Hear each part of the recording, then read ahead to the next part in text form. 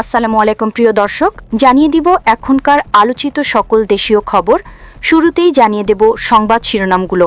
আমেরিকার সমাজে ডোনাল্ড ট্রাম্পের গ্রহণযোগ্যতা নিয়ে প্রধান 4টি মিডিয়া হাউসের চমকপ্রদ জরিপ। পাকিস্তান ও ওমান সফর শেষে আবারও ইসলামাবাদে ইরানের বিদেশমন্ত্রী সৈয়দ আব্বাস আরেকজি। আমেরিকার সাথে আলোচনার বিষয়ে ইরানের রাষ্ট্রপতি মাসুদ পেজেশকানের কড়া শর্ত। যুদ্ধবিরতি অমান্য করে লেবাননে ইসরায়েলের ভয়াবহ হামলা ও ডোনাল্ড ট্রাম্পের নির্দেশ উপেক্ষা। প্রিয় দর্শক, এতক্ষণ দেখছিলেন সংবাদ শিরোনামগুলো, এখন জানাবো বিস্তারিত খবর। আমেরিকার সমাজে ডোনাল্ড ট্রাম্পের গ্রহণযোগ্যতা নিয়ে প্রধান 4টি মিডিয়া হাউসের চমকপ্রদ জরিপ।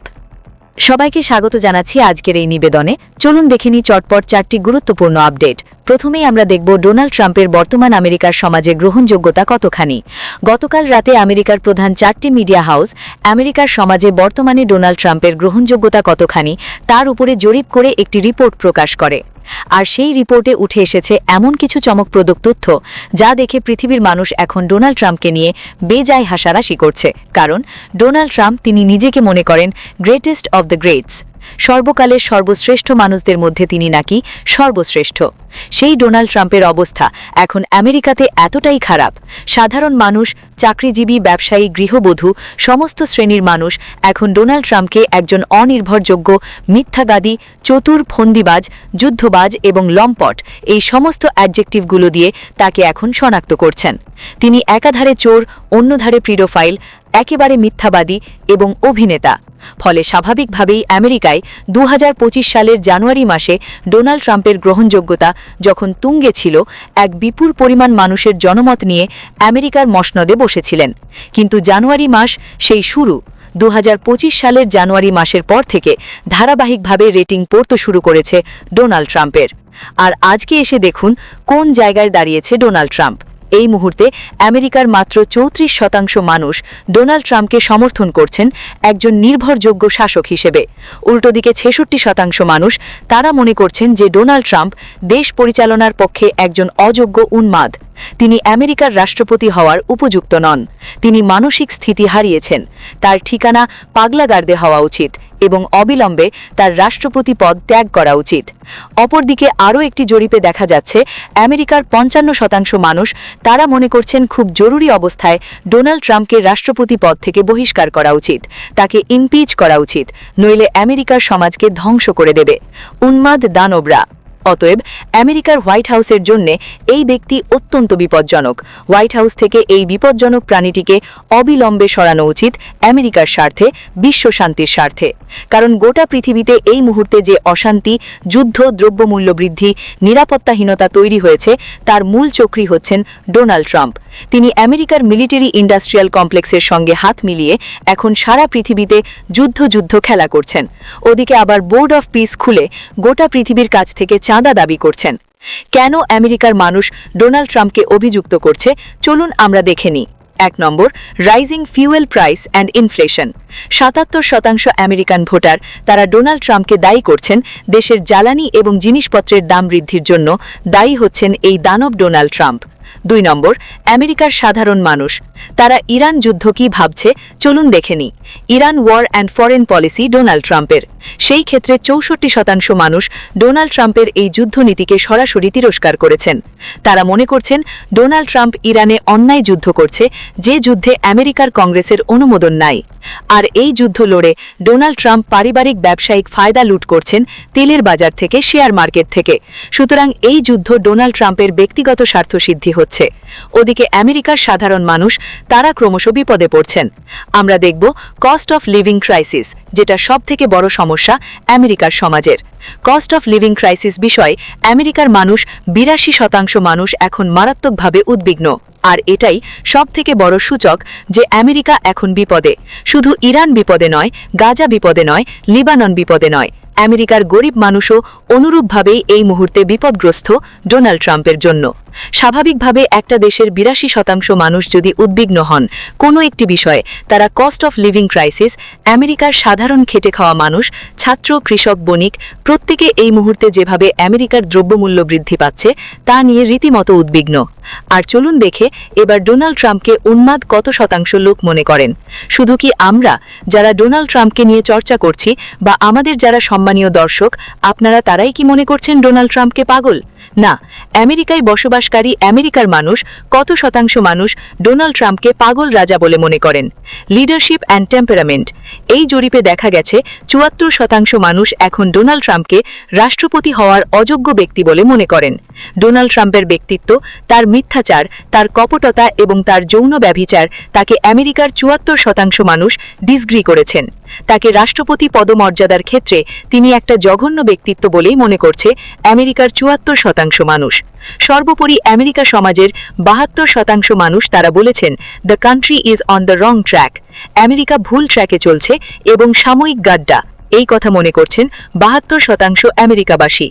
অপরদিকে ১৯% মানুষ যারা মূর্খের স্বর্গে বাস করছেন কিংবা আমেরিকা গাড্ডায় গেলে যে সমস্ত মৌলিক শ্রেণীর লাভ হবে অর্থাৎ সরাসরি যাদের কায়েম স্বার্থ জড়িয়ে আছে এমন ১৯% মানুষ তারা মনে করছেন things are headed in right direction, America সমাজ সঠিক দিশায় এগিয়ে চলেছে বলে মনে করেছেন। পাকিস্তান ও ওমান সফর শেষে আবারও ইসলামাবাদে ইরানের বিদেশমন্ত্রী সৈয়দ আব্বাস আরেকজি। এই মুহূর্তে সবার চোখ ইরানের বিদেশমন্ত্রী সৈয়দ আব্বাস আরেকজির দিকে, কারণ গত পরশুদিন তিনি ইরান থেকে উড়ে এসেছিলেন পাকিস্তানে। পাকিস্তানের ফিল্ড মার্শাল আসিম মুনির, পাকিস্তানের প্রধানমন্ত্রী শাহবাজ শরীফ তাদের সঙ্গে গুরুত্বপূর্ণ বৈঠক করবার পর তিনি সোজা উড়ে গিয়েছিলেন ওমানে। আর তাৎপর্যপূর্ণভাবে যখন তিনি ওমান গেলেন ইরানি প্লেন ব্যবহার না করে আসিম মুনিরের ব্যবহার করা প্লেনে তিনি গেলেন ওমানের মাস্কটে। আর সেই পথে ইরান থেকে আসা আব্বাস আরেকজির সঙ্গে যে একদল প্রতিনিধি দল এসেছিলেন ইরান থেকে তারা তখন ইরানে ফিরে যায়। আর আব্বাস আরেকজি ওদিকে সভা করেছে ওমানের সঙ্গে। ওমানের সঙ্গে দ্বিপাক্ষিক আলোচনায় স্বাভাবিকভাবে উঠে এসেছে রিজিওনাল ফ্রেমওয়ার্ক এবং হরমুজ প্রণালীকে আগামী দিনে কিভাবে ইরান এবং ওমান মিলিতভাবে নিয়ন্ত্রণ করবে। আন্তর্জাতিক জাহাজ চলাচলের ক্ষেত্রে কি ফ্রেমওয়ার্ক তৈরি হবে সেই সমস্ত বিষয়ে ওমানের সঙ্গে আব্বাস আরেকজির দফায় দফায় গুরুত্বপূর্ণ দ্বিপাক্ষিক আলোচনা হয়েছে। সেই আলোচনা শেষে আব্বাস আরেকজি সরাসরি মস্কো উড়ে না গিয়ে খুব তাৎপর্যপূর্ণভাবে তিনি আবারও ইসলামাবাদে ফিরে আসেন আগামীকাল। আর আজ সন্ধেবেলায় ইতিমধ্যে ইরান থেকে রওনা দিয়েছে ইরানের সেই বিশেষ প্রতিনিধি দল যারা সৈয়দ আব্বাস আরেকজির সঙ্গে আরও একবার ইসলামাবাদে মিলিত হয়ে পাকিস্তান প্রতিনিধির সঙ্গে আমেরিকার সাথে ইরানের যে দ্বিপাক্ষিক চুক্তি বা আলোচনার প্রসঙ্গ তা নিয়ে মধ্যস্থতাকারী পাকিস্তান রাষ্ট্রের সঙ্গে আরও এক দফা গুরুত্বপূর্ণ আলোচনা দুই দেশের মধ্যে হবে। আর তারপর আব্বাস আরেকজি তার সমস্ত পারিষদবর্গকে নিয়ে তিনি সোজা মস্কো রওনা দিচ্ছেন।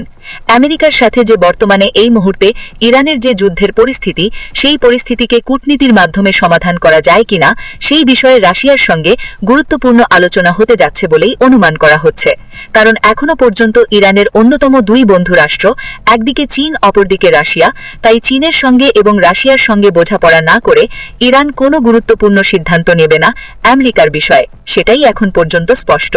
আর এই প্রেক্ষিতেই আরও একটি গুরুত্বপূর্ণ ইনফরমেশন আপনাদের সঙ্গে শেয়ার করতে চাই। রাশিয়াতে আব্বাস আরেকজি যখন বৈঠক করবেন রাশিয়ান প্রতিনিধি দলের সঙ্গে তখন চীনের একটি গুরুত্বপূর্ণ কূটনৈতিক দলও উপস্থিত থাকার খবর পাওয়া গেছে।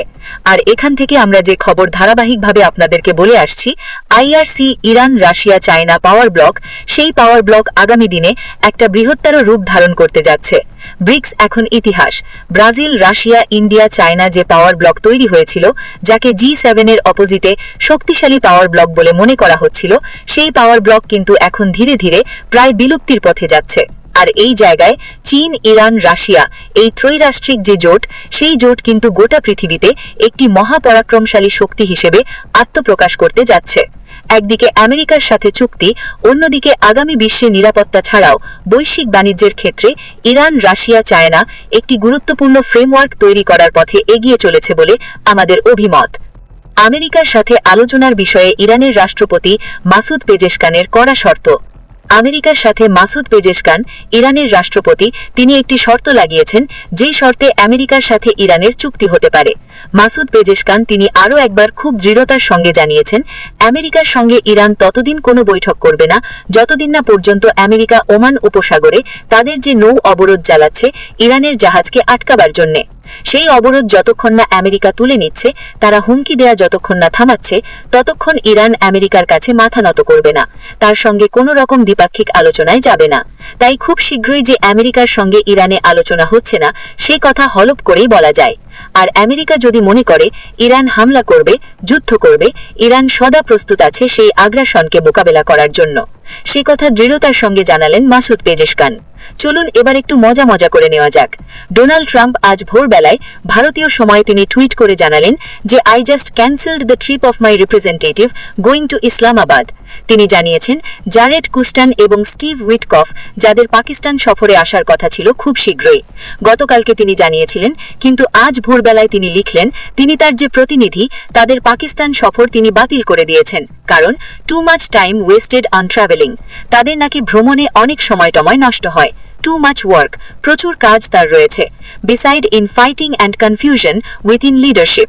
তাছাড়া ইরানের নেতাদের মধ্যে নাকি প্রচণ্ড ফাইটিং চলছে, ইন ফাইটিং। দেশের মধ্যে কে নেতা ইরানিরা জানেই না। Nobody knows who is in charge. দেশের দায়িত্বে কে আছেন তারা জানেই না। Also we have all the cards, who has no card. হাসি থামাতে পারবেন না ডোনাল্ড ট্রাম্পের দাবি শুনলে।